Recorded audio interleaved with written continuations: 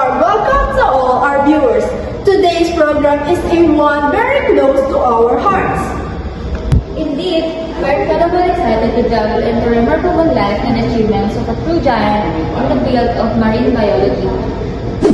That's right, today we're shining a spotlight on Dr. Gabino C. Trono Jr., a visionary marine biologist and a true pioneer in tropical marine psychology. Known as the father of Philippine seaweed research, Dr. Trono has dedicated his life to studying the rich biodiversity of our coastal waters, focusing on the cultivation of seaweeds, not just for science but for the betterment of communities. Join us as we dive deeper into the life, innovations, and lasting legacy of Dr. Gabino C. Trono Jr. Dr. Gabino C. Trono Jr. is a distinguished Filipino marine biologist, best known for his pioneering work in tropical marine psychology, the study of seaweeds. He was born on November 11, 1931. He has dedicated decades to understanding seaweed biodiversity, ecology, and cultivation. His innovative research has played a key role in boosting the Philippines' seaweed industry, transforming it into a vital source of income for coastal communities. Dr. Trono's work has been instrumental in the study and cultivation of commercially valuable seaweed species like Caphipagus alvarezi, Garcilaria, and Phalaenoptera lentilifera. He was also the first to identify and document the ice disease, a phenomenon that causes mass die-offs in seaweed farms, helping farmers combat this threat through sustainable farming practices. His research has not only advanced marine science, but has also strengthened the country's aquaculture sector. Dr. Trono's contributions to science have been recognized both nationally and internationally. In 2014, he was named National Scientist of the Philippines, the highest honor bestowed upon the Filipino scientists.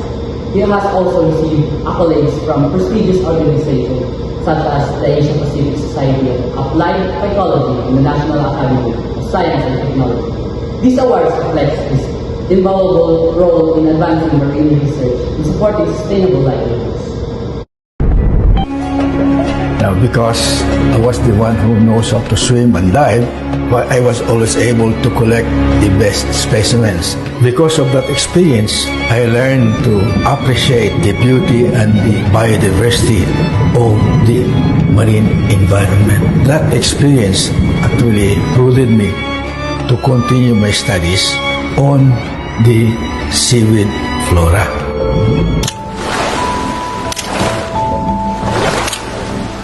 After 47 years of doing research work on the seaweed flora of the Philippines, with all humility, I can say that I have achieved the goals that I planned before.